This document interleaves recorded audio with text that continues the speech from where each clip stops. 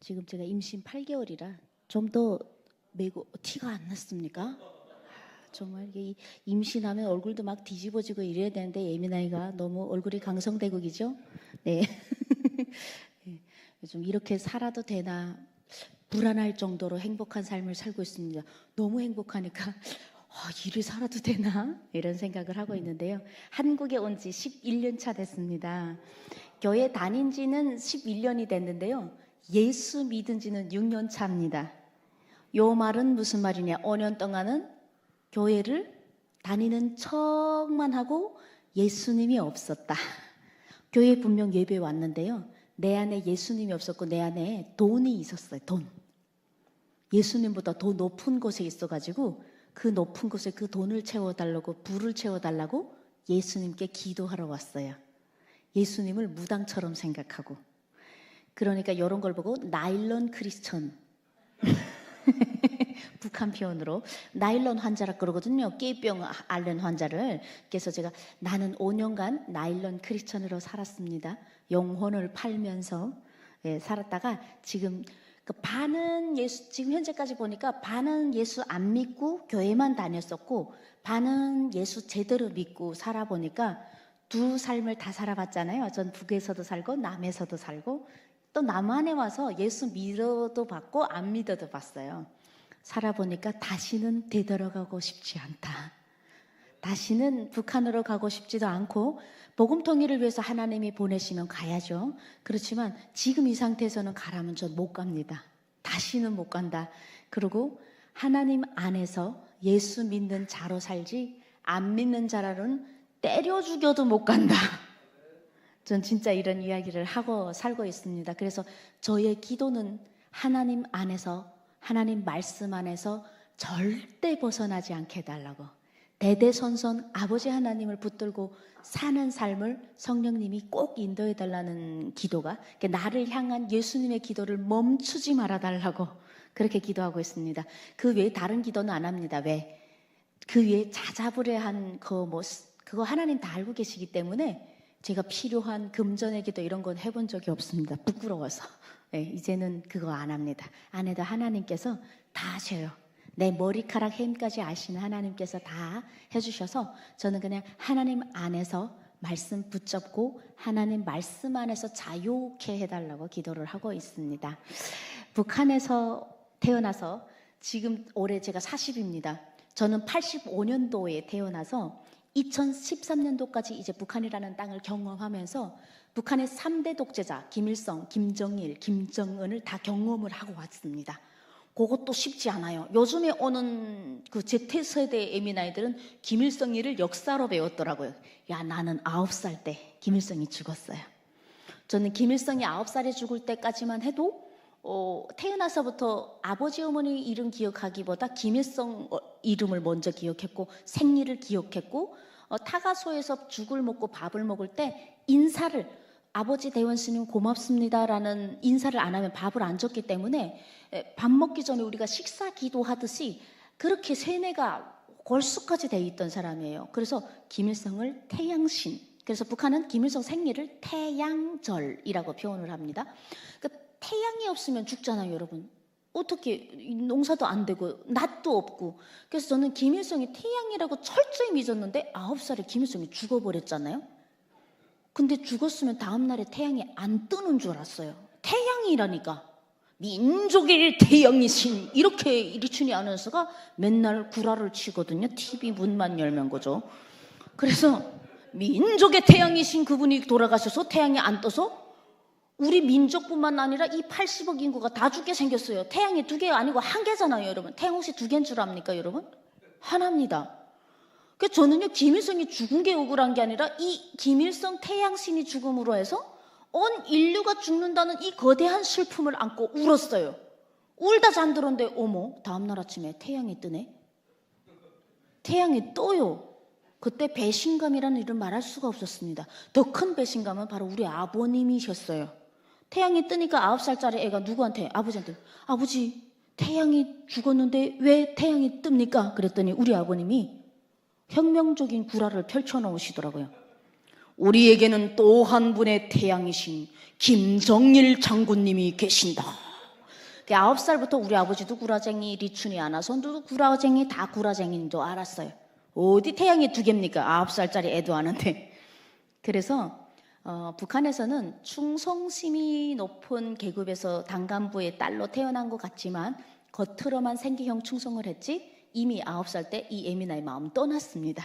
우상이라는 거는요, 사실 우상이 가짜입니다.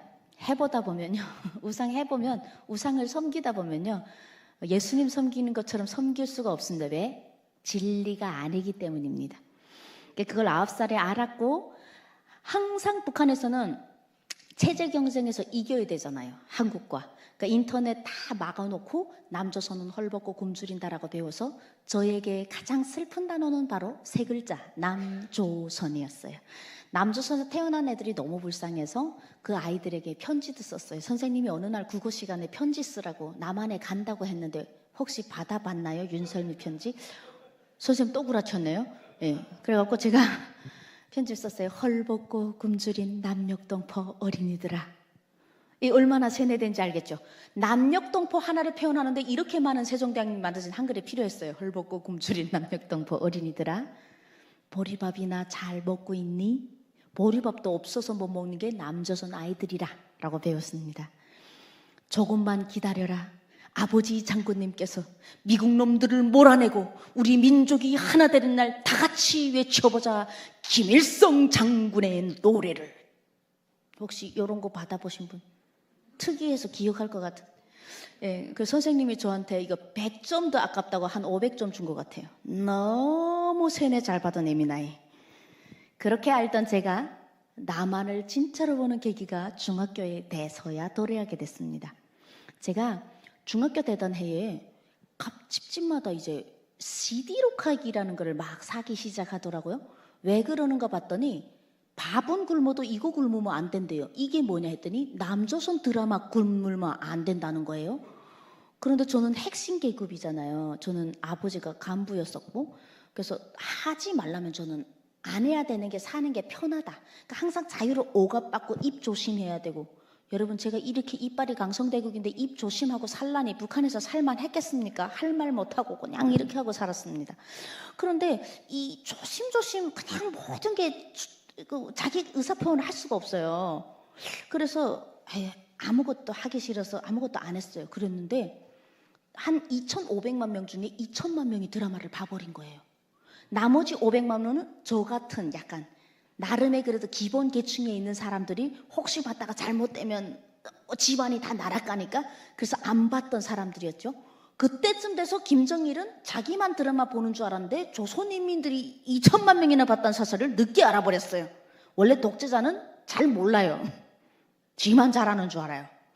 그래서 이게 뭐 어떻게 된 일이냐면 북한에서 분명 인터넷이 안 되잖아요. 드라마를 어떻게 보냐.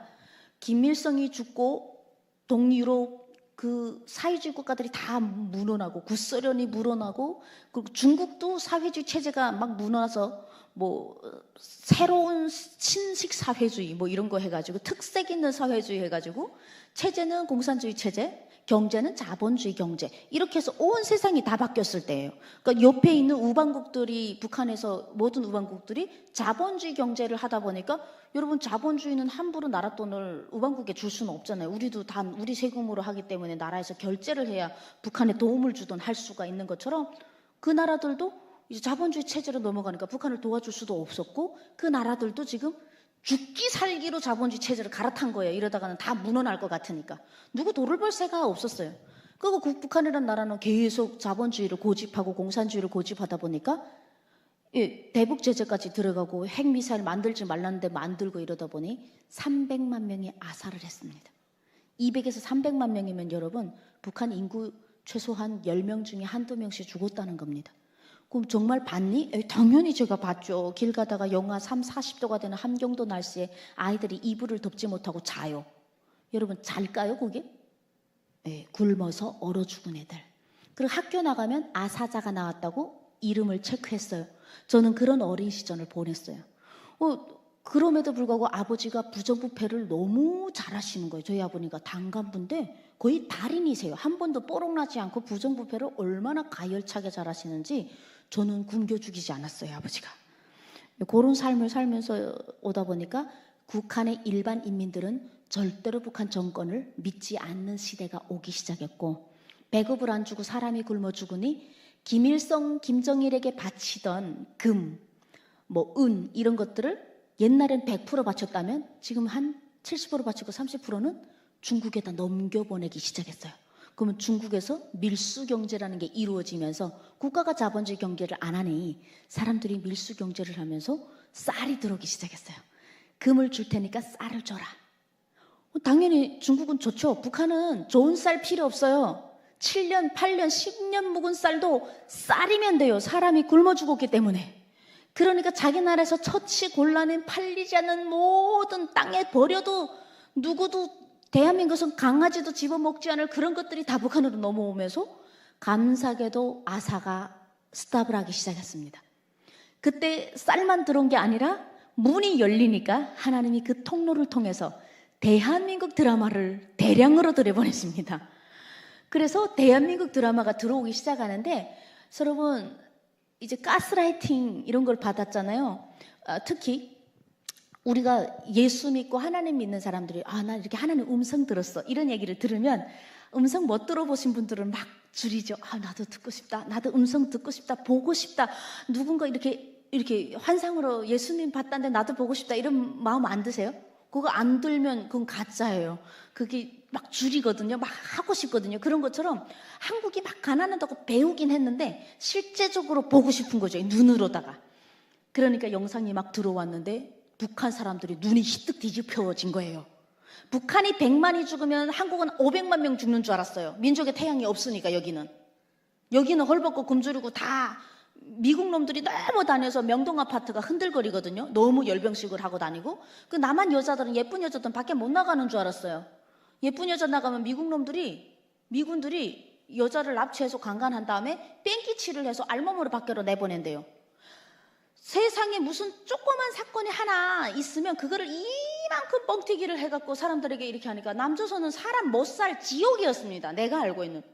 그런데 그 드라마가 대박이 터진 거예요. 그 남조선 사람들이 그렇게 사는 게 아니잖아요. 북한에서는 상상해본 적도 없는 삶을 일상으로 살아가는 드라마가 북한 전역을 펼치기 시작했습니다. 그때 저도 한국 드라마를 안 보려고 했죠. 원래는 안 보려고 했어요. 그랬는데 한국 드라마를 유포하신 여자분을 공개 처형을 하는 거예요. 그러니까 저는 최초로, 이제 제가 태어나서 최초로 드라마 유포자를 공개 처형하는 걸 봤어요. 그러니까 연쇄살인범은 무조건 북한은 사형입니다. 근데 사람 죽인 거랑 드라마 이거 봐봐, 이거 여러분 똑같이 죽인다면 여러분 어떻게 이게 인정할 수 있나요? 저는 중학생인데 인정을 못 하겠는 거예요. 어떻게 연쇄살인범이랑 사람을 죽이지도 않고 영상 준 사람하고 똑같은 선상에 놓고 죄를 하냐. 그래서 제가 너무 화가 나가지고 잠을 잘 수 없었어요. 왜? 그때 중2병이었어요, 제가. 이게 받아들일 수가 없는 거예요. 그래서 아버지한테 얘기했죠. 아버지, 내가 남조선 드라마 하나 꼭 봐야 되겠습니다. 원래 보지 말라고 사형시킨 거거든요. 이렇게 보면 이렇게 죽인다고? 근데 우리 민족 어떤 민족입니까? 하지 말라면 딱 하고 싶잖아요. 그래서 자유를 억압하면 할수록 꿈틀대는 우리 민족. 하나님이 우리에게 주신 자유. 그래서 제가요, 막 단식투쟁까지 했어요. 아버지가 안 주겠다는 거예요. 이 에미나이 드라마 보면 사형한다지 않네. 정신 목숨이 2개네. 막 그러더라고요. 맞습니다. 목숨이 1개입니다. 뭐 이렇게 죽던 드라마 보다 죽던 어차피 한 번 죽는 거, 사람을 왜 죽이는지는 좀 봅시다. 도대체 남조선 드라마 안에서 사람을 살인하는 거를 가르치나? 그러니까 나는 그 이유를 모르겠는 거예요. 왜라는 건 없어요. 그냥 남한조선 드라마 유포죄 360번을 유포했다고 이 여자를 사형했습니다. 내 눈앞에서 여자가 걸어와서 총 3방 맞고 내 눈앞에서 피를 흘리면서 그 여자를 시체를 둘둘 감아서 자동차에다가 시체를 던져버리는 산 여자가 내 앞에서 그렇게 죽어가는데 제가 그걸 보고 어떻게 가만히 있을 수 있는 에미나이가 아니었어요. 그래서 3일 동안을 금식투쟁했더니 아버님께서 2손 4발 드시고 한국 드라마 천국의 계단을 가져오셨습니다. 예, 단가부다 보니까 이제 보위 지도원들에게 전화해갖고, 야, 요즘 그 남조선 드라마 그 요즘 유명한 거 뭐 있니? 그랬더니 천국의 계단입니다. 천국을 처음 들어봤습니다. 북한은 천국이란 단어를 안 쓰고 천국을 지상낙원이라고 표현을 하거든요. 그래서 그 천국의 계단을 가져왔는데 저는 그때 태어나서 중학교 올라오면서 정말 많은 재밌는 일들이 있었습니다. 북한에. 그런데 그렇게 재밌는 걸 처음 봤어요. 드라마 시작 안 했는데 재밌어요. 이제 CD를 가져왔는데 막 재밌어요. 아버지의 심장 소리를 들어봤어요. 처음으로. 그러니까 너무 긴장되니까 이거보다 죽는다는 생각으로 하니까 여러분 드라마 보다가 이러다가 사형 당할 수도 있겠구나 이런 마음으로 혹시 봐봤나요? 드라마를? 그러니까 그 심정을 모르는 거예요. 이게 얼마나 우리가 복된지 몰라요. 제가요 한국 드라마 아버지가 가져오는데 문을 열고 들어오는데 아버지 숨이 넘어가는 거예요. 등한간지하라. 등한간지 아십니까? 밖에 불빛 못 나가게 하라. 등한간지하라. 그리고 막 CD 녹화기를 사서 막 이렇게 막 설치하시더니 어머니가 막 밖에 나가서 들어보시는 거예요. 볼륨이 높은지. 볼륨 좀 낮추시라요. 아버지하고 어머니의 이 심장 소리가 막 이 벽에서 뚜꾹뚜꾹 이 아버지 앞에 있는데 이 벽에서 들려요. 소리가 뚜꾹뚜꾹 나는데 저는 세상에 이렇게 재밌는 게 있나? 아니 드라마는 아직 시작도 안 했는데 보는 준비가 이렇게 재밌는 거예요. 짜릿함의 극치였어. 이 목숨 걸고 본다? 이거 여러분 안 해보신 분들은 몰라요. 그래서 드라마가 탁 들어갔어요. 노란 CD가 딱 들어가서 기계 안에서 샥 돌더라고요. 그러더니 천국이라는 게 한자로 나오더라고요. 천국의 계단 딱 이렇게 나오는데 하늘천의 나라국은 알거든요. 하늘나라로 가는 무슨 계단인가 보다. 그렇게 하늘나라로 좀 남조선 동무들은 올라가나? 예, 그래 딱 시작이 되는데 세상에 깜짝 놀랐습니다. 고속도로가 나오는데 그런 고속도로를 본 적도 없었고 승용차가 막 이렇게 엄청나게 지나다닌단 말이죠. 그게 제가 지금 90년도 후반에 봤어요. 북한에서는 승용차 어쩌다 한상 딱 지나가면 항상 준비 하고 애들이 다 인사를 해야 돼요. 당간부가 탔기 때문에. 그러니까 승용차 보기가 힘들어요. 달구지 만나도 오늘 할렐루야요. 지나가다가 달구지만 오늘 만나도. 지금 그러고 사는 나한테 지금 새까만 유리로 난 다 장군님이 타고 있는 줄 알았어요. 북한은 일반인은 까만 유리 못 탑니다. 장군님 타는 차만 까만 유리 하거든요. 까만 유리 한 차들이 쉥 계속 지나가잖아요. 그리고 고속도로가 막 4차선 그 위에서 찍으니까 얼마나 멋져. 그리고 육상 빌딩 같은 게 쫙 나오는데 세상에 금으로다가 아파트를 육상 빌딩이 금색이 납니다, 여러분. 전 금으로 지은 줄 알았어요. 거기다가 오빠들이 떼거지로 나오는데 나는 그렇게 잘생긴 오빠들이 우리 민족 중에 살아있는지 몰랐어요, 북한에서 살면서. 그러니까 우리가 북한에서 보면 TV를 틀면 누가 나와요? 김일성, 김정일, 나보다 배 더 커요. 저 8개월보다 더 커요. 그런 동무들이 계속 이게 양복 이렇게 들뜨고 이렇게 다니는 것만 봤는데 한국 드라마로 이렇게 배 쏙 들어간 오빠들이 한 명이 앞에 나오니까 쫙 이렇게 뭐 회장님인가 뭔가 이렇게 막 나오잖아요. 오빠들이 양복 핏이 장난이 아닌 거예요. 그리고 애미나이들이 머리를 풀어 헤치고 선글라스 뒤집어 쓰고 다니는데 누구도 아우지탄강 안 보내요. 북한에서는 그럼 큰일 나요. 저는 여자 다리를 여잔데 처음 봤어요. 이렇게 짧은 거를 처음 봤어요. 여자는 무조건 무릎 밑으로 대학생 교복이 반회장 치마 저고래요. 한복 북한이. 그러니까 그러고 예민아이들이 운전을 하는 걸 또 처음 봤어요. 여자가 운전하는 걸 본 적이 없어요. 한 손으로다 막 후진주차로 다 해제 끼대요. 아니 이렇게 입이 그리고 머리도 노랑머리, 빨간머리 이런 머리를 했는데도 누구도 아우지탄가. 그러니까 이게 무슨 헬로 이렇게 할 것 같은데 안녕하세요 이렇게 한국말을 하는 거예요. 이게 한국 맞는 것 같아요. 이 남조선은 맞는데 우린 단일 민족이라고 배워서 우리나라 말을 하는 데는 한국밖에 없어요. 세종대왕이 만든 한글을 쓰는 데는.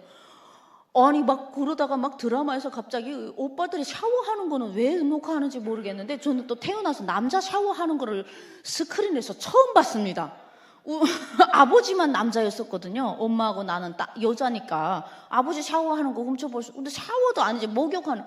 남이 목욕하는 거를 왜 찍는지 모르겠는데 일단은 그때 깜짝 놀랐어요. 샤워를 하는데 하늘에서 물이 떨어지는 거예요. 하늘에서. 물은 땅 밑에서 올라오는 줄 알았어요. 물은 이렇게 길어 오거든요. 우물에서 이렇게. 근데 하늘에서는 비만 내리는 줄 알았어요. 근데 이 오빠는 더운 비가 내려. 더운 비가. 김이 나는데 따뜻한 물이 떨어지기 시작하는데 머리 하나 감는데 남조선 오빠들 얼마나 거룩한지 압니까? 절대 머리를 숙이지 않아요. 이렇게 머리는 무조건 숙여서 감아야 되는 걸로 아이 때부터 제가 배웠는데 이 사람들은 이 씻는 게 거의 뭐 저는 그 씻는 영상 하나 딱 보면서 홍해의 기적을 보는 줄 알았습니다. 어떻게 수도꼭지에서 더운 물이 나온단 말입니까? 북한은 아직도 안 나오지만 찬물도 안 나와서 우리 다 길어 먹는데 수도꼭지에서 더운 물이 나오는 게 너무 신기해요.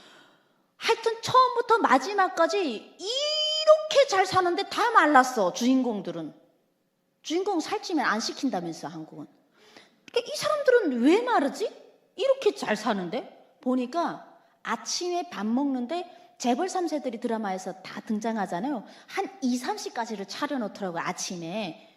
근데 안 먹잖아요, 한국 사람들은. 그거 안 먹고 싸우다가 어떻게 해요?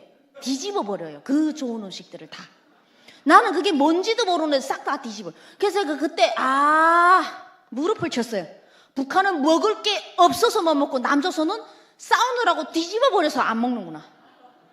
하여튼 안 먹는 건 마찬가지예요. 뭐 못 먹거나 안 먹거나. 예, 그렇게 해갖고 말을 하는데 북한은 주식이 옥수수인데 여기는 주식이 상승하고 폭락했다 그래요. 그래서 그 주식이라는 게 없단 말이죠. 북한은 그런 거 없어요. 주식이 그리고 상승이라는 열매가 있나 폭락이라는 뭐 음식물이 있나 이렇게 생각. 지금은 알아요, 주식. 예. 그래서 그때 그 한국 드라마에서 나오는 그 새까만 국수 짜장면 말입니다. 그건 어때 드라마보다 안 빠지잖아요? 이기다 시꺼먼 거 묻히고 뭐. 제가 봤을 때는 저게 엄청 쓴 것 같아요. 새까마니까. 그런데 맛있다고 애미나 애들이고 남조선 아새끼들이고 그거를 막 좋아. 뭐 그리고 피자라는 거를 먹는데 껌 같은 게 이렇게 줄줄 늘어나는 거를 이렇게 먹는데 저게 무슨 맛일까? 그리고 북한의 한 사람의 노동자 월급 하나가 계란 한 알입니다. 계란 한 알이 월급인데 세상에 누구 왕따 시킨다 그러면서 아이들이 계란을 뿌리는 장면이 나와요. 나 거의 웬만한 노동자 1년 연봉을 갖다가 장난질 하더라고. 이것들이 완전히. 거기다가 또 배꼽 같은 밀가루까지 또 뿌려버려요. 세상에 본 적이 없는 것들을. 사람이 살아가는 그 모든 순간순간 그 드라마 하나하나 모든 장면 안에 자유가 있어요. 우리는 여러분들은 모르는 북한 사람들 봤을 때는 저것이 자유구나. 막 연애를 하다가 헤어지고 또 딴 새끼 만날 수도 있더라고요. 그 드라마를 보니까. 북한은 그런 건 없는 거예요. 그리고 절대 있으면 안 되는 건데. 그리고 양다리도 할 수 있더라고요. 삼각관계라는 것도 있더라고요. 막 그러다가 헤어지면 어떻게 해요? 무슨 인천공항으로 가잖아요? 그러더니 자기가 장군님의 딸도 아닌데 갑자기 비행기를 타고 하늘을 촥 날아오르잖아요. 그래서 제가 어떻게 저렇게 사람이 자유로울 수가 있을까? 파리 갔다가 또 딴 새끼 만나가지고 또 오잖아요. 애기야 가자 뭐 다 봤어요 제가. 하여튼 드라마를 한 번 이게 딱 보기 시작하니까 이거 멈출 수가 없다. 근데 천국의 계단을 딱 제일 처음에 보면서 제일 마지막 엔딩이 엄청 슬퍼요. 신현준 오라버니가 나오는데요. 신현준이라고 있어요. 코가 백두산보다 좀 더 높고 질라탄보다 좀 더 질라탄같이 생기신 분이 계세요. 우리나라에. 알고 계십니까? 예, 제가 너무 존경하는 오라버니 저랑 개인 카톡하는 사이. 그거 자랑하고 싶어서 지금. 예. 자, 우리 같이 미디어 선교 같이 하거든요. 근데 이 오라버니가 마지막에 어떻게 죽냐면요. 자기가 사랑하는 에미나이가 딴 애새끼랑 결혼했어요. 그럼 우리 어떻게 돼요? 저주해야 되는데 이 에미나이 딴 애새끼랑 결혼했는데도 마음이 바다보다 더 넓은 우리 신현준 오라버니가 이 여자가 눈 못 본다 그러면서 지 각막을 떼서 이 에미나한테 주라고 유서를 쓰고 눈에다 마구라를 감고 승용차를 타고 자살을 해요. 정서야 오빠가 있다 이러면 죽거든요. 저는 그때 TV 안고 울었습니다. 왜 죽냐고. 여자가 그 에미나이밖에 없냐고. 오빠가 싫어서 딴 새끼랑 결혼했는데 왜 죽냐고 도대체. 나도 있고 이 북한에 1,500만이 넘는 예쁘고 순진하고 착한 애미들이 떼거지를 깔렸는데 그 애미들 때문에 왜 죽냐고. 전 울다가 죽을 뻔하는 걸 그때 경험해서 이 숨이 너무 울어서 숨이 넘어가는 거예요. 우리 아버님이 제 등을 치면서 살았다고 연기라고 그만 몰입하라고. 우리는 항상 TV를 보면 김일성 집에 불이 났는데 김일성 초상화를 내 아이와 자기 어머니가 다 죽는데도 초상화 그 종이 쪼가리 그거 건지겠다가 남자가 들어갔다 나오고 장군님을 위해서 목숨 바치는 것만 봤어요. 근데 한 에미나이를 위해서 한 남자가 목숨을 바치는 이 드라마 스토리는 충격적이었어요. 그래서 제가 막 울면서 안 돼! 막 이러면서 울었는데 그 오라버니가 나중에 맨발의 기봉이로 부활하셔서 아니라고 제가 아니라고 했습니다. 근데 한국 와서 물어보니까 그 오라버니 맞다고 그러더라고요. 절대는 아니라 그럴 수 없다고 제가. 그 멋있는 오라버니가 기봉이로 왔더라고요. 그래서 제가 지금 그 드라마를 보면서 아, 이렇게 사람이 살 수가 있구나. 누군가 나를 위해, 나도 인격체고 누군가에게 존중받을 수 있고 누군가 나를 위해서 목숨도 바칠 수 있구나. 야, 근데 여러분 누군가 나를 위해서, 예수님이 나를 위해서 목숨 바친 거 아십니까? 그건 더 놀라울 일이죠. 그건 나중의 일인데, 그래서 제가 아, 내 목숨은 장군님을 위해서만 존재하는 줄 알았습니다. 근데 누군가 나를 위해서 받쳐줄 사람이 있는 저 남조선으로 가자. 저기 가서 하루를 살아도 남조선 에미나이들처럼 살고 싶은 거예요. 남한 에미나이들 드라마 보니까 밥을 먹는데도 아니 뭐 의자를 못 빼나 자기 손발 다 있는데 남자가 빼주면 척 앉고, 승용차 타는데도 문 열어줘야 캬 들어가 앉고, 얼마나 배가 아픈지. 아니 자기는 무슨 장애인도 아니고 손발 다 붙어 있는데 다른 때는 손 다 움직이다가 그런 거 할 때는 이렇게 하고 서 있다가 열어주면 들어가 척 앉고 이 짓 하더라고요. 나도 저 짓거리 한번 해보고 죽자. 그래서 그때 영혼이 탈북한 것 같습니다. 그리고 북한에서 사는 게 지옥이었습니다. 왜냐하면 한국이라는 나라가 저에게는 그 천국의 계단에서 봤던 그 천국이 북한이 지옥인 거예요. 북한 드라마, 한국 드라마를 보니까 불이 꺼지는 무슨 장면이 별로 없는데, 북한 영화 보면 계속 정전이라고 뭐 이런 게 많이 나오는데 이 한국은 정전이 안 돼요. 일단은 빛의 나라예요. 빛의 나라. 그래서 제가 저기로 한번 갔으면 좋겠다. 근데 선생님들께서 교육할 때마다 헐벗고 굶주린 남녘동포 이런 말을 하면 속으로 아 진짜, 아 주여 진짜, 아니 이거 드라마도 안 보고 사나? 이젠 다 봤는데. 근데 선생님은 자기도 보고도 그렇게 교육을 합니다. 저랑 같이 앉아보고서는. 왜 그러냐면 그렇게 교육 안 하면 이거 되는 거죠. 그거 다 생계형충성으로 그냥 하는 거죠. 빵빵 목숨을 내걸어야 되니까. 그 땅에서 정이 없었고요. 그래서 난 이 땅에서 절대 결혼하지 않는다. 나는 현빈, 원빈이 가득한 떼거지로 몰린, 왜냐면 저는 한국 드라마로만 한국 사람을 봤기 때문에 일반인을 먼저 본 게 아니에요. 탑스타들만 봤습니다.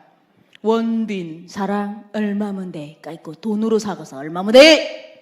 이렇게 잘생긴 얼굴에 돈도 많은 오빠들, 이벤트 완전 장난 아닌 오빠들. 난 그런 오빠들이 한국에 이게 탁 인천공항 도착하면 그냥 떼거지가 쫙 깔려있는 줄 알았어요.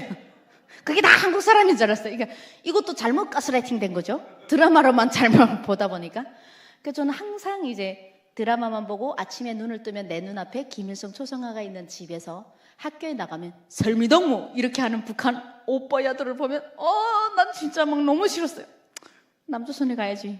네, 그랬는데 800대 1의 비류를 뚫고 북한 사람 800대 1로 탈북을 하게 되는데요. 하나님께서 은혜를 주셔서 브로커를 만나게 됩니다. 그러니까 아무나 만나는 게 아니다.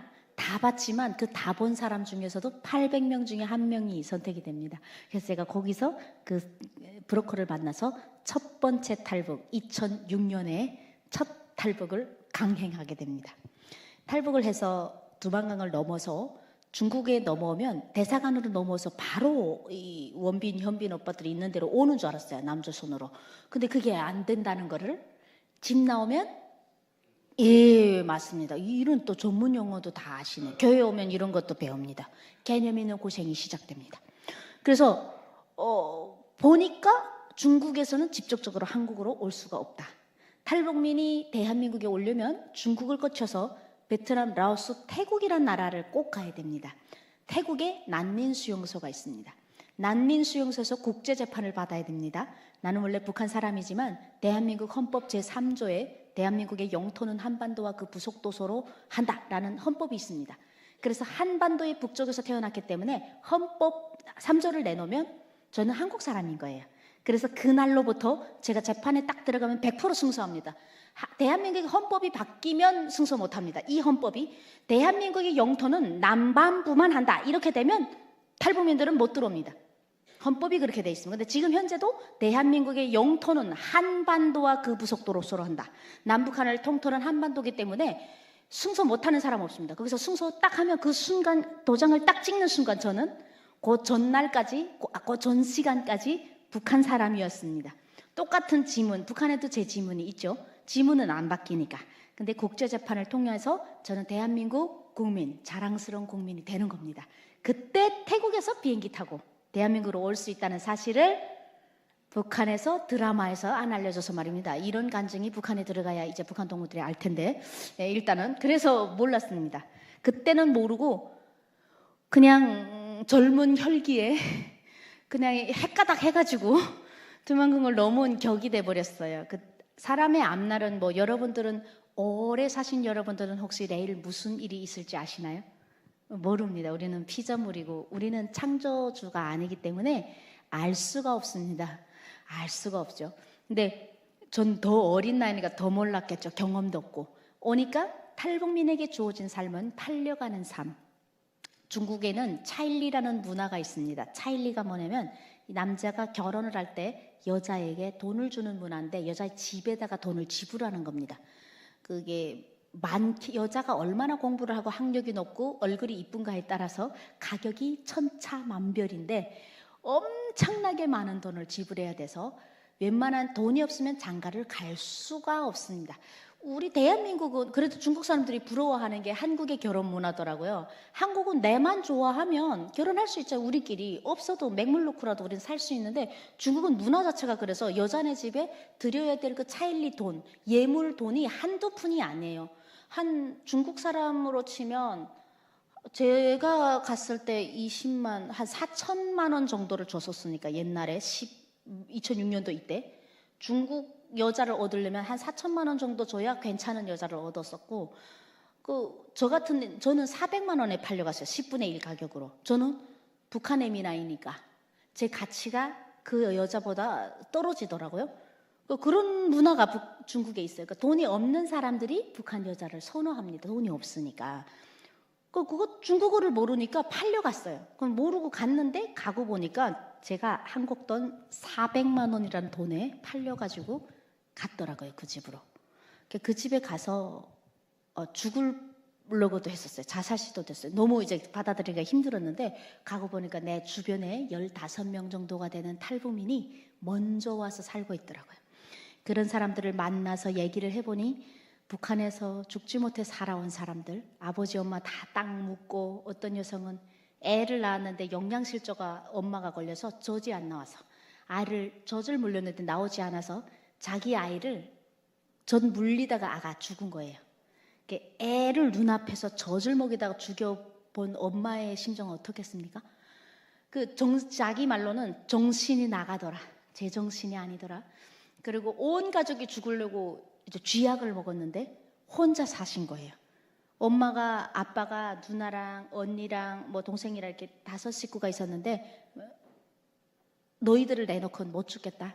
어차피 가마에 들어갈 쌀도 없고 그 처참한 광경을 못 보겠다. 그래서 쥐약을 타다가 다 같이 먹자. 그래서 다 같이 그냥 이제 죽자. 그런 사람들이 되게 많았어요. 고난의 행군 때. 그래서 먹었는데 다 죽었는데 이 사람이 기적적으로 살은 거예요. 그래서 기어가지고 막 머리가 빙글빙글 도는데 앞에 두만강이 있었대요. 저 앞에는 불이 있고 저 두만강을 넘으면 흰쌀밥이라도 먹는데 북한은 이제 탈북을 반역이라고 하잖아요. 반역을 하더라도 목숨은 건져야 되겠다. 반역 안에서 죽은 우리 아버지 어머니가 영웅이 되는 것도 아닌데 이래서 이분이 두만강을 넘어서 구사일생으로 이렇게 오신 분. 또 어떤 분은 중국 드나들었다고 해서 자기네 고모를 공개 처형하는 거. 온 가족이 몰살되고 이거를 보면서 이 땅엔 희망이 없구나. 나라가 쌀을 안 주고도 이렇게 뻔뻔하고 배고파서 도망한 사람들이잖아요. 그러니까 이게 정부를 반대한 사람들이 아니에요. 탈북민들은 정부를 반대하는 게 뭔지도 모르고 데모를 한 사람들이 아니에요. 그러니까 이게 반역자도 아니고 도망자들이에요. 근데 이 도망자들을 다 잡아다 막 죽이고 하니까 너무 화가 나서 온 사람들. 사연 없는 사람 한 명도 없습니다. 그런 사람들의 이야기를 들으면서 제가 여러 가지로 생각이 많이 들게 됐습니다. 심지어는 장기매매로 팔려가다가 도망친 여성도 만났고요. 장기매매로 팔려간 여성과 대화를 나누면서 그 여자가 이런 말을 하더라고요. 그래서 제가 장기매매가 뭡니까? 그랬더니 장기매매는 장기를 떼어서 파는 거야. 그래서 그거 팔면 사람 어떻게 살아요? 그거 죽는 거지. 그래서 도망 나온 거예요. 예? 언제 죽어요? 그거 알아요? 근데 알고 갔어요? 내가 알고 거기를 어떻게 가냐 이겁니다. 원래는 이렇게 시집 가는 것처럼 팔려왔는데 북한에서 영양실조인 상태에서 중국으로 넘어오다 보니까 20대인데 막 열 몇 살 같이 보인 거예요. 너무 말라 보이니까 누구도 이 여자를 신부로 사지 않는 거예요. 중국 사람들 봐서도 무슨 애라고, 이거 이제 임신해서 애도 나와야 되고 그래야 되는데 이거 애라고 안 사고 계속 돌고 돌다 보니까 나중에는 장기 매매로 팔려갔대요. 그 자기는 장기 매매인지도 모르는데 가니까 맨날 흰쌀밥에 돼지고기국을 먹어서 살이 피딩피딩 올랐대요. 좋아진 거죠. 그래서 나중에 거기서 몇 달을 몸보신을 시켜야지 이렇게 영양이 부족한 사람을 팔 수가 없으니까 영양 보충이 되는 시간이 좀 있다 보니까 하나 둘 한 20명이 왔는데 한 명씩 나간 사람은 들어오지 않더래요. 그러다 보니까 거기 들어와서 밥 주는 사람들하고 이렇게 얘기를 조금씩 중국어를 하다 보니까 장기 매매로 팔린다, 도망가라 이런 이야기를 들었다는 겁니다. 그래서 이분이 교사일생으로 또 살아나오신 그분 이야기를 듣는 순간 제가 처음으로 인신매매로 팔린 것에 감사했었습니다. 우리 시댁에서 나를 안 사줬으면 나도 인신매매로 팔려갔을 수도 있겠구나. 이 세상에 정말 안 좋은 일들이 매일매일 터지고 속상한 일들이 여러분 많잖아요. 근데요, 그게 어쩌면 피난처일 수도 있습니다. 그게 내 생명을 걷는 일보다 내 생명이 이 세상에 걷어지는 일보다 무서운 일은 없습니다. 내가 지금 엄청난 사기를 당해도요, 내 생명이 지금 살아있으면 그 사기가 어쩌면 피난처일 수도 있다라는 거죠. 그래서 저는 팔려간 게 엄청난 피난처라는 생각을 그때 처음 했었고 처음 감사했습니다. 그때 그 인신매매가 감사하니 사실 감사 안 할 일이 없더라고요. 해가 뜨면 감사하고 비는 비가 와서 감사하고 오이는 오이 맛이 나서 감사하고 오이에 된장 찍어 먹어도 너무 맛있고 그래서 거기서 저희 첫째 아이를 낳게 됩니다. 그 아이를 낳고 젖을 이렇게 먹이고 있다가 동네 지인의 신고로 인해서 제가 1차 강제 북송이라는 것을 또 경험하게 됩니다. 그래서 우리 동네 사람들 중에서 제가 먼저 강제 북송이 돼서 제가 감으로 해서 우리 동네 사람들이 다 한국으로 오게 됐습니다. 설마 북송될까? 사람들은요, 설마 이 사람도 암이래, 이 사람도 암이라 하면 설마 내가 될까 이러고 있는데 딱 오는 순간 야, 이게 나한테도 올 일이었구나 이렇게 생각을 하시는데요. 북송도 마찬가지입니다. 잡혀보지 않으면 나는 좀 안전하겠지 이렇게 중국에서 대충 안주하며 살아요. 왜 안주하냐면 한국까지 오려면 3개 나라를 거쳐야 돼요. 베트남, 라오스, 태국을 거쳐야 되는데 그 와중에 어떤 일이 있을지 모르기 때문에 무서워서 못 떠나는 거죠. 그러니까 중국에서는 애 낳고 안주하면서 살다가 북송되는 거 보고 다 무서워서 다 한국행을 했고 저는 북한으로 가게 됐고 북한에 가서 제일 처음으로 보이부라는 과목부터 시작해서 7대 과목을 다 경험을 합니다. 하나님이 저를 사랑하셨으면 그런데 안 보냈었으면 참 좋았을 텐데요. 하나님이 사랑하셔서 보낸 겁니다. 하나님께서는 사랑하는 자녀를 이렇게 온실의 화분처럼 키우지 않습니다. 원래 자식은 진짜 사랑하는 자식은 징계하면서 키우는데요. 알게 하는 것, 뉘우치게 하는 것, 진리를 알게 하는 게 부모가 할 일이거든요. 아이가 총을 사달라 그러면 총을 막 사줄 수가 없잖아요. 총을 왜 사줄 수가 없는지를 얘기를 해줘야 되고 때를 쓴다고 해도 총을 사달라고 학교 안 나가겠다고 해도 부모가 그거를 잘 가르쳐야 됩니다. 저는 북송이라는 그 축복의 시간이 저는 축복의 시간이라 그런데요. 그 북송이라는 시간을 통해서 사람이 십자가를 떠나면 어떻게 되는지 목자를 떠나면 어떻게 되는지를 알게 됐습니다. 에스겔서 34장 5절 말씀에는 목자가 없으므로 그것들이 흩어져서 모든 들짐승의 밥이 되었도다 라는 말씀이 있습니다. 오늘 간증은 이 말씀인데요. 목자가 없으므로 흩어진 예수 그리스도라는 목자가 없어서 흩어진 그것들, 저를 비롯한 북한 사람들이 흩어지고 흩어져서 모든 들짐승의 밥이 된다는 것을 그때 감옥에 가지 않았으면 잘 모를 뻔했습니다. 인신매매로만 갔더라면 그냥 인신매매 이렇게 팔려가도 북한보단 잘 살았습니다. 북한에서는 굶어 죽었지만 인신매매로 팔려가면 최소한 흰쌀밥에 고깃국을 먹었고요. 열심히 돈을 벌어서 북한 가족에게 보내주고 불편한 거 하나 없었습니다.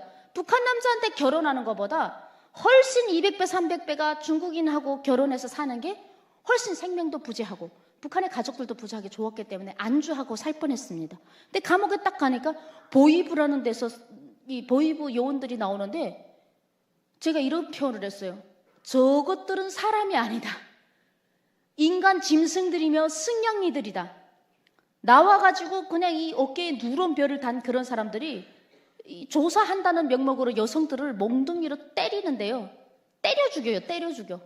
조사를 얼마나 몽둥이질을 했는지 하혈을 해갖고 질질질질 끌려 들어온 여자가 앉아있으면 여기가 피바다가 됩니다. 저는 이 사람이 몸을 맞았는데 왜 이 하혈, 그때 몰랐어요. 장기가 다 파열될 정도로 몽둥이로 여자를 때리면 그 여자 다음날 죽지 않아요? 그러면 때린 사람 살인자죠, 여러분. 한국에서는 있을 수 없는 일입니다. 때린 사람 살인자인데요. 그 사람 콧노래 부르며 나옵니다. 어깨에다 별 달고. 미친 거 아닙니까? 내가 태어난 세상 우리 아버지가 그렇게 충성했던 그 나라, 선조들이 피땀 흘려 지켰다는 이 북한 땅이라는 그 내 고향이라는 땅에서 내 동족을 도망자를 잡아서 그렇게 무참하 그렇게 죽일 일이 아니거든요. 그러니까 그게 왜 그렇게 때리냐면요. 탈북 누가 시켰냐? 한국에 가서 목사 만났습니다. 그 목사 이름 뭐냐? 성경책 읽었냐? 모르는 사람 읽었습니다. 거기서 뭘 봤냐? 이런 걸로 때리는 거예요. 이게 무슨 살인자하고 뭐 그런 것도 아니에요. 그런 거를 보면서 미쳤구나. 여자가 대변을 보고 있는데 남자 선생님들이 그 대변 보는 거를 감시해요. 말할 수 없는 그 사람들이 왜 그러는가 봤더니 내가 입은 중국에서 입고 나온 옷까지 있잖아요. 그 옷까지까지 다 뺏어요. 입은 옷을 뺏어갖고 뭐 어디 한 번도 본 적이 없는 썩은 어디 군복 같은 거를 저한테 입히더라고요. 왜 그러는가 봤더니 이 북한의 그 보이부라는 사람들은요. 자기네 한 달 월급으로 흰쌀 1kg를 살 수 없어요. 그 사람들도 독재자 밑에선 다 노예입니다. 북한에 무슨 누가 1인자 있고 2인자 있다는데요. 독재 국가는 2인자가 없습니다. 1인자 하나만 존재합니다. 노예 반장들인 거예요. 그냥 같은 노예들 중에 반장급들이에요. 이 사람들도 자기 가족을 먹여 살리려면요. 악착스럽게 좀 때리면서 너무 아프면 돈이라도 숨겨가지고 나온 사람들 내놓으면 안 때려요. 근데 저처럼 돈이라는 거 숨겨가질 줄 모르고 나온 사람들은 어떻게 하라는 말입니까? 저보고 계속 욕해요. 애미나이 멀쩡하게 생겨갖고 중국 돈 왜 한 푼도 숨겨가지고 못 나가 모조리 바보멍통이라고 욕하더라고요. 그렇게 돈을 뺏고 하는 그 사람들도요. 가족을 위해서 그러는 거예요. 자기가 그렇게 하면 자기 가족 굶어 죽어요. 그러고 보니 누구라고 욕할 수가 없는 상황. 북한의 그 모든 법조인들이 엄청 악랄하고 나쁜 거 맞아요.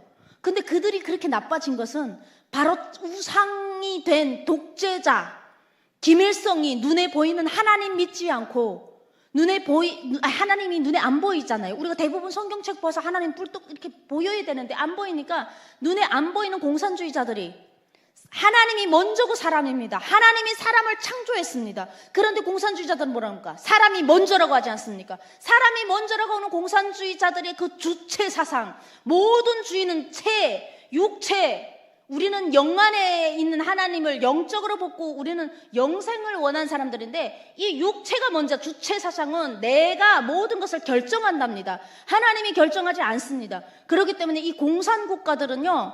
적 그리스도입니다. 그리스도하고 아주 반대되는 거죠. 그들이 그 눈에 보이지 않는 눈에 보이는 김일성이 내 생활을 어떻게 잘 해줄 것 같고 그들이 세운 그 체제 안에서 자기들을 만들어 놓은 그 우상 안에서 그렇게 문헌하고 있었던 거예요. 동족끼리 싸우는 그 모습을 보면 제가 이런 생각을 했습니다. 세상에는 아마도 히틀러가 세상에서 가장 최악의 독재자라고 저는 배웠어요. 북한에서 공부하면서.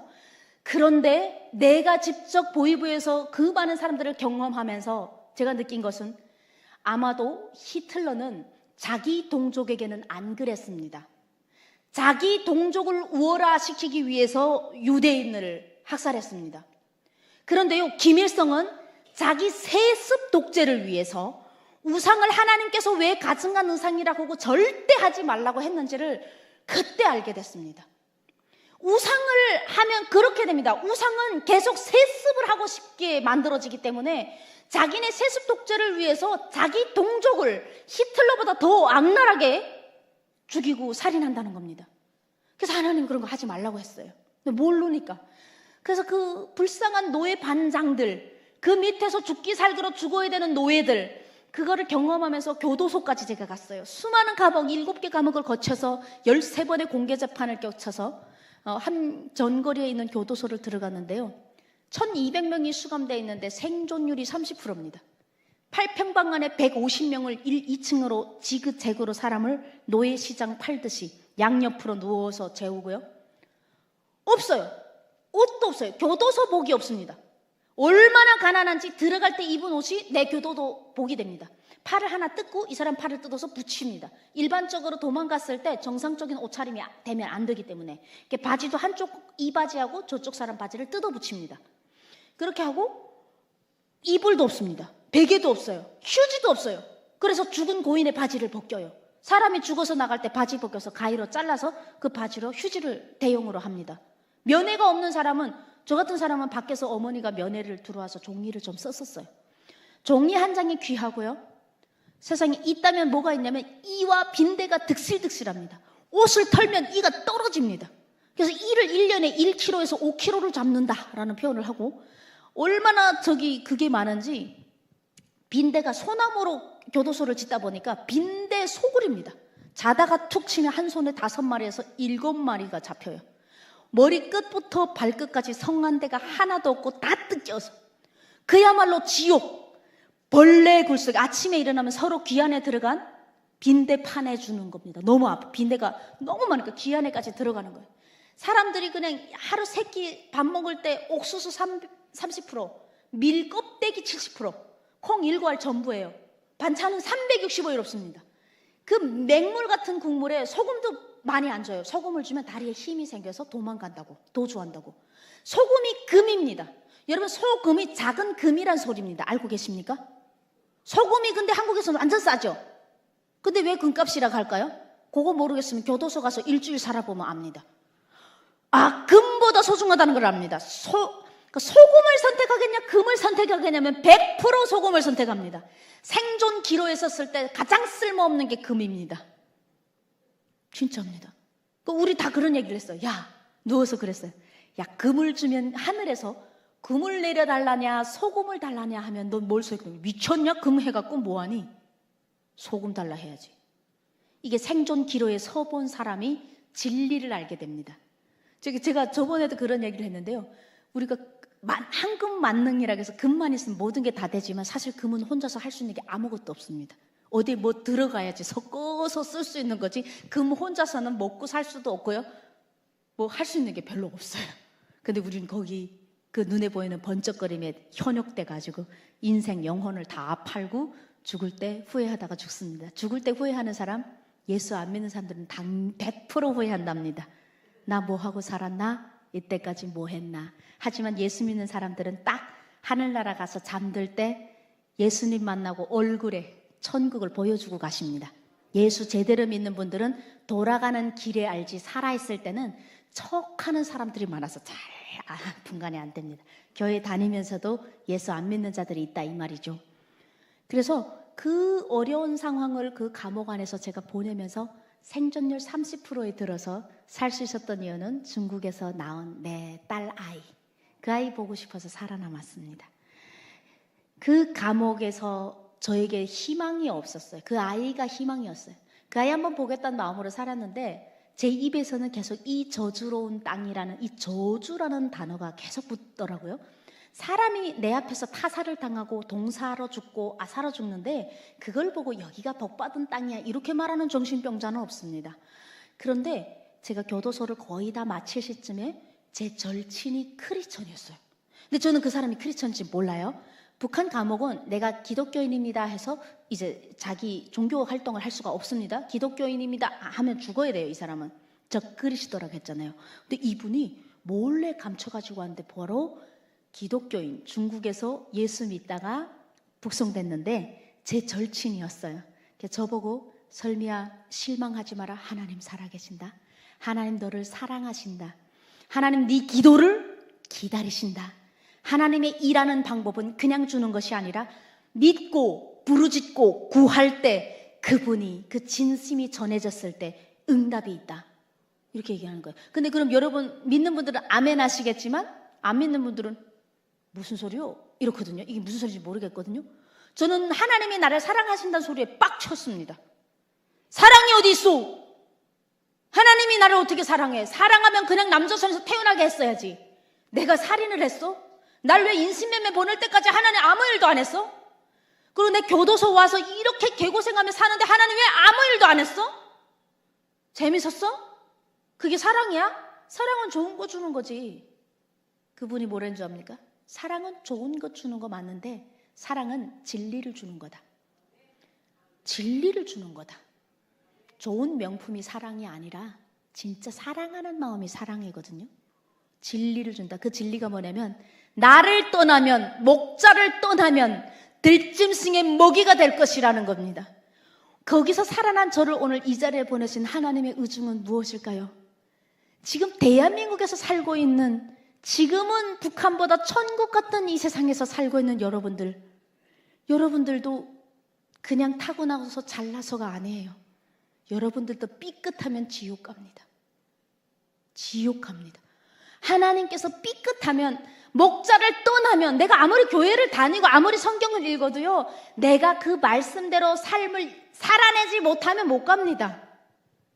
한국요, 여러분 1년에 음식물 쓰레기 처리 비용이 8천억이 나가는 나라입니다. 이 나라 대단한 나라입니다.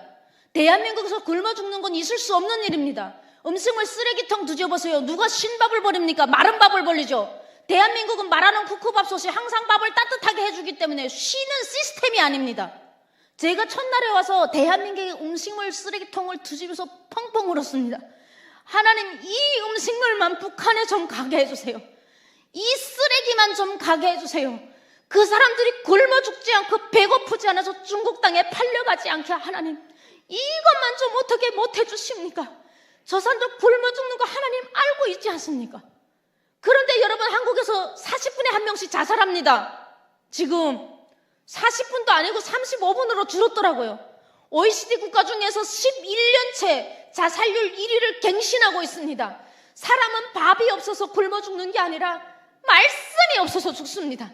말씀을 읽거나 믿지 않고 삶으로 살아내지 않아서 죽습니다. 그걸 저는 북송 과정을 통해서, 하나님이 없는 그 땅에서, 예수님이 없는 그 땅에서, 누구도 울어주지 않는 그 땅에서 보고 깨달은 겁니다.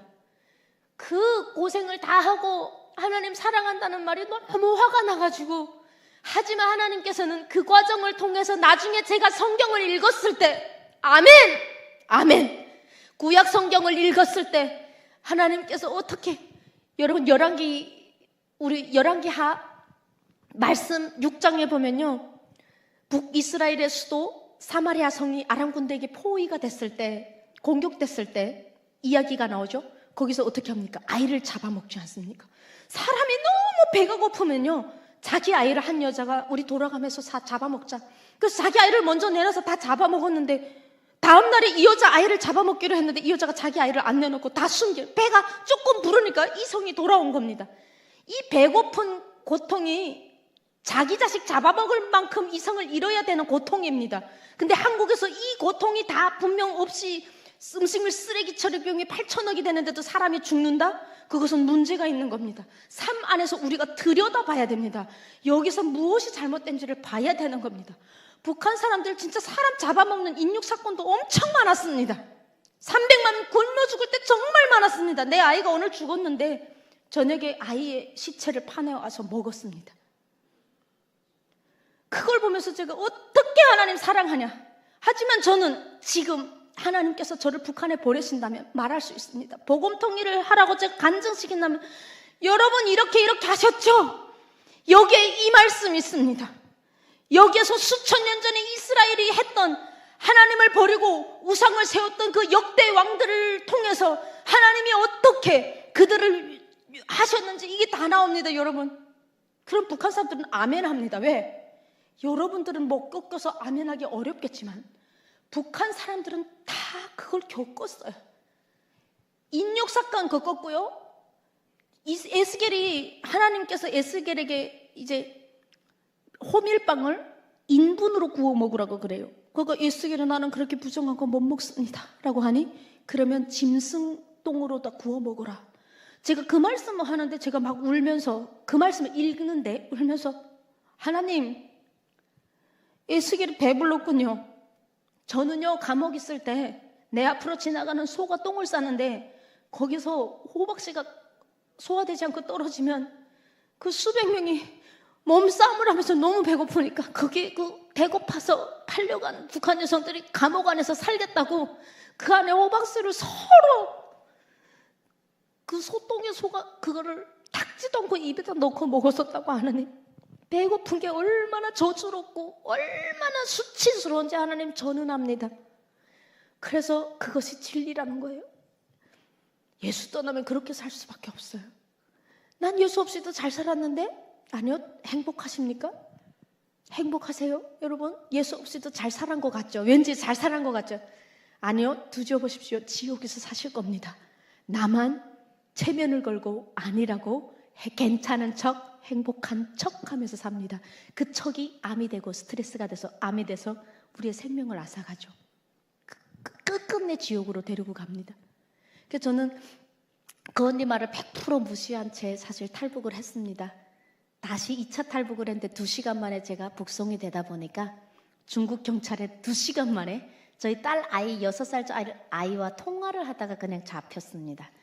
그래서 그때 다시 북송이 되면서 이제 더 이상 살아날 구멍이 저는 이제 교도소 10년 가야 되는데 가형이잖아요. 똑같은 범죄를 범했기 때문에. 그래서 저한테 희망이 없는데 그렇게 살고 싶더라고요. 왜 살고 싶었냐면 애가 너무 보고 싶은 거예요. 제가 물레기 젖먹이다 나갔는데 6살이 됐는데 말을 하더라고요. 마마 이렇게. 얘 얼굴이 어떻게 생긴지 보고 싶잖아요. 얼굴 한 번 애기 때만 보고 6살짜리 아이 얼굴 보면 못 알아봐요. 엄마도. 얘가 너무 보고 싶어서 처음으로 나한테는 희망이 없었지만 하나님이 너를 사랑하신다. 하나님이 내 기도를 기다리신다. 기도라는 거요.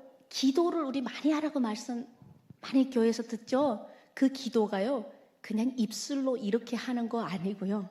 정말 목숨 걸고 간절하게 했을 때 하나님이 알아보십니다.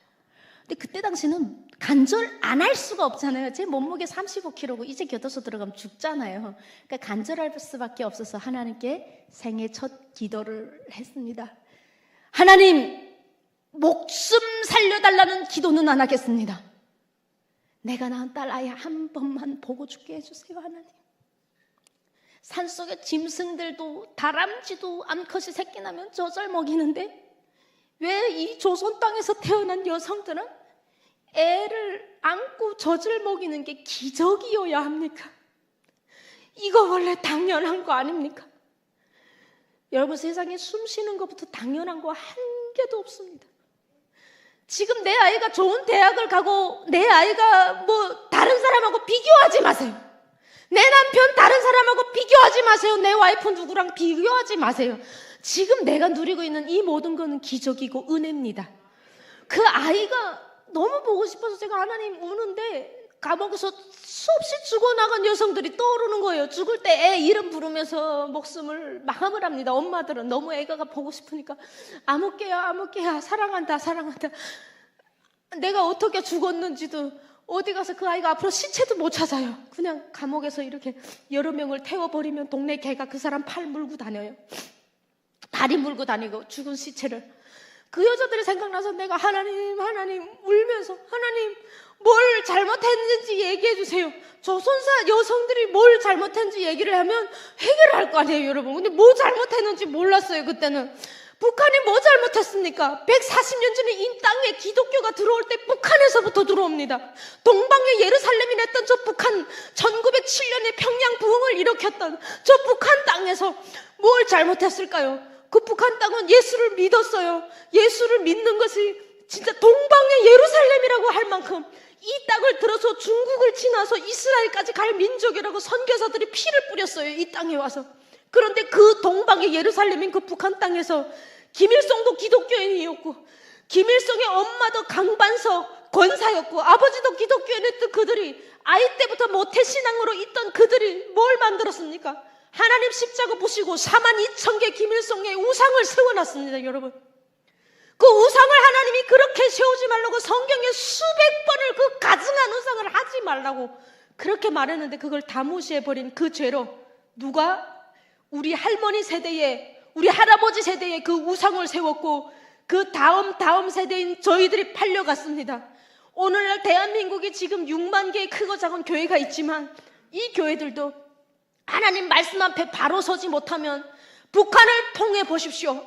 여러분들이 눈에 넣어도 아프지 않은 내 새끼 다음 세대가 중국에 팔려갈 겁니다. 중국 사람들에게 팔려갈 신발을 닦아야 될 겁니다. 진짜입니다. 이것은 북한을 통해 하나님이 보여주시는 은혜입니다. 은혜입니다. 이게 수천 년 전의 일이 아니고 지금 현재 우리가 봐오는 겁니다. 제가 진짜 그거 울면서 하나님 뭐 잘못했는지를 알게 해달라고 기도했더니 하나님께서 감사하게도 그때 뭘 잘못했다는 거는 성경책 하나를 안 읽은 저한테 알려주셔도 저는 못 알아듣을 시간이었는데요. 하나님께서 기적같이 10년 감옥 가야 되는 저를 2013년도에 제가 잡혔는데요. 제가 2014년도에 대한민국에 입국합니다. 이 세상에 있어본 적 없는 기적을 보여주셨는데요. 교도소 들어가기 전에 보위부에서 탈출을 시켜주시고, 사람을 통해서 하나님 하시더라고요. 저는 막 날아다니면서 천사들이 막 오고 이러는 줄 알았는데 그런 게 아니라 사람을 통해서 저를 구원하셔서 북한 땅에서 감옥 10년 안 가고 바로 탈북하게 해줘서 중국, 베트남, 라오스, 태국을 한 달 만에, 하나님이 푸시면 풀립니다. 나는 풀 수가 없습니다. 그래서 제가 그때 처음으로 하나님의 대단하시고 위대하시고 눈에 보이지 않는 그분을 알게 됐습니다. 알게는 됐습니다. 믿는 거랑 아는 거 조금 다릅니다, 여러분. 믿는 거는 말씀으로 매일 무장해서 믿는 거지, 아는 거는 어느 순간 포인트로, 아마도 오늘 제 간증을 통해서도 계시는 것 같다 이런 마음을 가지실 분도 계실 거예요. 그러니까 저는 실제적으로 그거를 보면서 세 번째 탈북을 하는데, 내 옆에 있던 왼수 같은 사람들을 들어서 하나님이 다 들어 쓰시는 거예요. 그 왼수 같은 사람이 뭐냐면, 제가 보위부에서 엄청 처음에 나갈 때 그 보위부 법조인들이 싫다고 했죠. 그런 사람들, 보위부 안에서 북한의 법조인들 어깨에 별단 사람이 다 저를 도와 나서기 시작했고, 탈북을 딱 하는데 중국에 넘어오니까 저를 사갔던, 제가 팔려갔잖아요. 저를 사갔던 제 남편이 눈물로 친척들에게 호소했습니다. 와이프가 중국으로 북송돼서, 북한으로 북송이 돼서 언제 죽을지 모르고 기다리는 것만큼 지옥은 없다. 더 좋은 나라 가서 더 좋은 놈 만나서 잘 사는 한국으로 우리가 빨리 보내자. 얘를 지키지 못한 죄가 있다. 우리가 알아서 살아서 2번, 3번 만에 탈북한 이 아이를 또 중국에서 언제 잡혀갈지 모를 먹잇감으로 놓을 수는 없다. 얘를 한국으로 보내자라고 회의를 해주는 거예요. 저는 사실 저 인간 때문에 내가 팔려왔다고 계속 그 인간을 원망했는데, 하나님께서는 그 어려운 시기에 그런 사람들을 들어서 저를 보내주셔서 베트남까지, 저의 신랑이 저를 데려다가 베트남 브로커에게 한국 가게 도와주었고, 한국 가는 날 저에게 딱 이 말을 남겼어요. 무조건 행복해라. 무조건 행복해라. 너는 절대 불안할 이유도 없다. 돌아보지 말고 미안해하지 말고 좋은 놈 만나서 좋은 나라에서 잘 살아라. 그래야 내가 우리 딸이 엄마 어디 갔어 했을 때 엄마 한국에서 잘 살고 있어. 이게 낫지 엄마 지금 교도소에서 살았는지 모르겠어 이렇게 대답할 수는 없다. 무조건 잘 살아라. 무조건 행복해라. 이루 평안, 가는 길 모두가 평안해라 라고 얘기를 했는데 그분이 저에게 그 말을 남기고 3개월 후에 하늘나라를 갔습니다.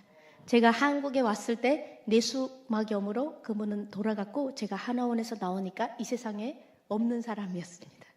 그러니까 그분의 도움으로, 그분뿐만 아니라 제 주위에 있던 모든 사람의 도움으로 저는 대한민국에 정착을 하게 됐습니다. 여러분들께서는 어떻게 사시는지 모르겠지만 저는 이 땅에 오기 위해서 수많은 사람들이 저를 위해서 목숨도 잃었고 어렵게 이 땅에 하나님께서 정착하게 해주셨습니다. 아버지께 영광의 박수 올려드리겠습니다. 네, 이렇게 하나님의 사랑을 듬뿍 받았으면 365일 중 380일은 교회에서 살아야 되거든요. 근데 대한민국에 오니까 화장실 들어갈 때랑 이게 어떻게 하셨어요? 나올 때 다른 거 다 경험 매일 하시죠 우리? 급할 때랑 다르더라고요. 교회에 오면 십자가가 있는데요, 한국에는 십자가보다 더 빛나는 가짜 빛이 많아요. 아파트가 교회의 십자가보다 더 번쩍거리는 거 아십니까? 오니까 하나님께 이렇게 기도하는 것보다 빠른 게 뭐거든요? 로켓 배송이 더 빠르더라고요. 내한테 돈만 있으면 강남에 아파트도 사고요. 요즘 돈만 있으면 손가락만 딱 클릭하잖아요. 총알 배송이 됩니다. 그러니까 진리의 하나님, 기다리시는 하나님, 은혜 주시는 하나님 예수님이 안 보이니까 돈이 우상이 돼버렸어요. 그래가지고 주일날에 이렇게 나가면 주일날에 예배 와야 되는데 주일날에 절에서 돈 70만 원 주겠습니까? 반갑습니다. 불러달라고, 엉덩이 조금 흔들어 달라고. 요러면 헷가닥 하는 거예요.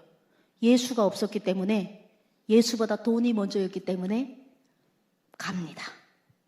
가서 김일성 동상보다 더 큰 불상이 있더라고요, 한국은. 이야, 거기 앞에서 엉덩이 흔들고 노래 부르고, 그럼 교회에다는 뭐라고 거짓말하겠죠, 당연히. 내 입이 거짓말하는 게 여러분 부끄럽지 않게 제가 얘기하는 이유는 성경 말씀에 나와 있습니다. 입이 악하다고, 원래 이 다 거짓말쟁이들이라고. 그래서 저도 휘저부리니까 이 거짓말쟁이가 교회에다가는 장염이 왔습니다, 급성장염, 이렇게 거짓말하고 절에 가서 노래 부른단 말이죠. 그리고 돈 70만 원 넣고 다 기분 좋게 오면, 자, 권사님들이 또 저를 위해서 기도하는 사진 보내주세요. 윤설미 자매님의 하나님, 이다 거짓말 했는데 지금 하나님한테 또 그런 기도를 한 거예요, 이분들이. 너무 미안하면, 하나님, 진짜 권사님들 왜 저럽니까? 진짜 이 거짓말인데 대충 넘어가시지 그걸 또 기도를 해줘. 하나님, 원래 오늘 70만 원에 11조 7만 원밖에 안 되는데 제가 10만 원 하겠습니다. 하나님이 여러분 돈 없어서 앵벌이로 저 살린 거 아니거든요. 근데 내한테 돈이 우상이 돼버리니까, 저는요 김일성 동상 앞에서만 절 안 하면 그게 우상이 아닌 줄 알았는데요, 5년 동안 내 안에 금전, 물질이라는 우상을 세우고 살아보니까 똑같습니다. 김일성한테 하는 우상보다 더 무서운 우상이 바로 내 안에 숨겨놓은 금전, 돈, 여러 가지가 많습니다. 우리 몸 안에, 우리 안에 자식이라는 우상, 별난 우상이 많거든요. 그 음란의 우상부터 내가 그런 우상이 더 무섭더라고요. 김일성한테 가짜 절하는 것보다 더 무섭습니다. 그 우상을 제가 섬기면서 행복하지 않다는 걸 5년 만에 깨닫고 하나님께 회개하고 돌아왔습니다. 하나님, 내 빚은 하나님 갚아주세요. 예전에 하나님 저 빚 이만큼 줬으니까 이 빚 갚아주세요, 이렇게 기도를 했는데 비슷한 것 같으나 다른 기도입니다. 수고하고 무거운 짐진 자들아 다 내게로 오라 라고 예수님 말씀하셨는데 어떻게 가는지 모르겠습니다. 내 빚은 예수님 갚아주세요. 대신 나는 예수님 하라는 것만 하겠습니다. 하나님께 저 한번 온전히 바쳐보겠습니다. 헌금 한 푼도 안 냈을 때 3번째 탈북을 도와주신 하나님을 잊고 사는 이 예민한 하나님, 한 번만 더 용서해 주세요. 이렇게 기도했더니 하나님께서 제일 먼저 뭘 보내주시더라면 한국에 고려대라고 있어요. 아십니까? 고려대 졸업한 아새끼를 보내주더라고요. 현빈보다 한 100배 잘생긴. 신앙도 너무 좋아요. 이 오빠를 보내주더라고요. 이 오빠랑 같이 8시간 동안 성경 말씀 읽고 왔다 갔다 하며 계속 이렇게 하다 보니까 이 오빠랑 결혼하자는 거예요, 저랑. 돌았나요? 고려대 나와가지고 왜 나랑 결혼해요? 교도소 갔다 왔고 인신매매 당했고 딸까지 딸려서 한부모로 애를 데려와서 살았는데 미쳤어요? 왜 이런 여자를 만납니까? 혹시 저한테는 이런 여자가 이상형이다 하시는 분 손 들어보세요. 나는 여자가 좀 교도소 나왔으면 좋겠고 좀 판례도 갔었으면 좋겠다. 난 그런 며느리가 내 이상형이다. 없죠. 1명, 5천만 명 다 둘러봐도 없는데 아니 이런 남자가 저한테 와서 결혼하자는 거예요. 결혼하는데 저는 뭐 땡큐죠. 저보다 3개월만 먼저 더 살아서 오빠라고 불러주는데 같은 나이입니다. 그래서 이 오빠랑 결혼 사진도 삐까뻔쩍하게 찍었는데 결혼식 당일 그 결혼식 때 초대장 나가잖아요. 그 사진을 고르라 그랬더니 저희 첫째 딸 가운데 서고 우리 셋이 같이 찍은 사진을 딱 고르는 거예요, 남편이. 그래서 제가 여보 내가 이래도 이게 애 없으면 딱 아가씨같이 생겼는데 이거 애기 빼고 우리 좀 다른 사람 엄마 친구들도 오고 그러는데 굳이 이렇게 하면 안 되겠냐 했더니 그 남조선 새 신랑이 저한테 여보의 각오가 부끄러운 거 하나도 없다고. 얼마나 감사하냐고. 아니 이 아이를 왜 빼냐고. 이게 자랑인데 이 아이를 왜 빼고 우리가 결혼을 하냐. 우리가 부끄러울 거 없다고. 이 아이랑 함께 하는 거 다른 사람 보면 뭐 어쩌냐고. 다른 사람 우리 인생 살아줄 거냐고.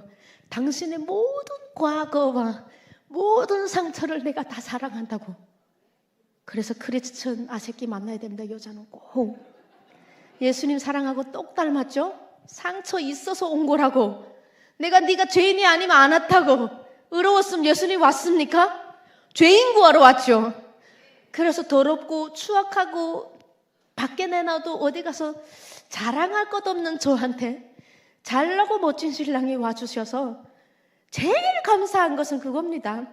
신앙이 회복이 됐습니다. 신앙이 회복되면서 둘이 손을 잡았더니 세상에 제가 그렇게 좋아하던 돈 제가 그렇게 돈을 좋아했는데 한국에 와서 탈북민이 할 수 있는 게 뭐가 있겠습니까? 많지 않습니다. 한국 사람들 일자리 어려운데 1년에 열심히 강의 다니고 공연 다니고 절에도 가고 천주교도 가고 교회도 가고 간증 다 해요. 왜? 돈만 주면 다 했어요. 그때는 영혼 다 팔아먹고 살 때. 그렇게 하면서 영혼 다 팔아먹고 온 세상을 다 들고 다녀야 1년에 6, 7천만 원 벌면 저는 완전 대박. 정신이 없었어요. 하루에 1200km씩 운전했어야 되는데 이 오빠랑 만나니까 한 해에 세금만 그렇게 내게 해주시더라고요. 어머 주여, 여기 또 은혜를 받네요. 하나님 그냥 내 빚은 주님 갚아주세요. 내가 주님 시키는 거 하겠습니다라고 기도했는데 대단한 기도도 아닌 것 같은데 하나님 앞에 내가 내려놓는다는 걸 좋아하셔서 주님이 정치, 경제, 문화적으로다가 싹 다 정리를 한 방에 그냥 딱 해주셔갖고 네, 요즘에는 그렇게 어떻게 살았을까? 예수 없이 나 어떻게 살았을까? 말씀 없이 어떻게 살았을까? 전 하루라도 말씀 안 보면 여기 무슨 덫이 납니다. 뭘 하나 막 너무 잠이 안 와요. 너무 불안하고 불편해서 말씀을 읽어야 자유해지는 것 같아요. 그런 삶을 살면서 오늘 또 여기까지 오면서 또 내가 살아온 이 삶이 누구에게는 지금 내가 만난 그 예수님을 누구에게 오늘 전할 수 있는 일이라 감사함에 왔고요. 사람은 밥이 없어 굶어 죽는 게 아니다. 말씀이 없이 써서 죽는다라는 말씀을 꼭 전하고 싶어서 왔습니다. 북에서 온 에미나이가 예수 늦게 믿었지만 하나님이 보내주신 데는 꼭 이유가 있으리라고 주님이 주시는 은혜 각 모든 분들이 다 받으셨을 줄 믿으며 내가 만난 그 예수님을 여러분들도 꼭 만났으면 하는 바람으로 많이 기도하고 왔으니까 마음의 문을 여시고 예수님 어떤 분이냐면요 그냥 내려놓으면 됩니다. 나는 못합니다. 예수님 해주세요 하면 구원에까지 이르게 해주시니 그 인자신 예수님 꼭 만나기를 바라며 제 집회 여기서 마치도록 하겠습니다. 감사합니다.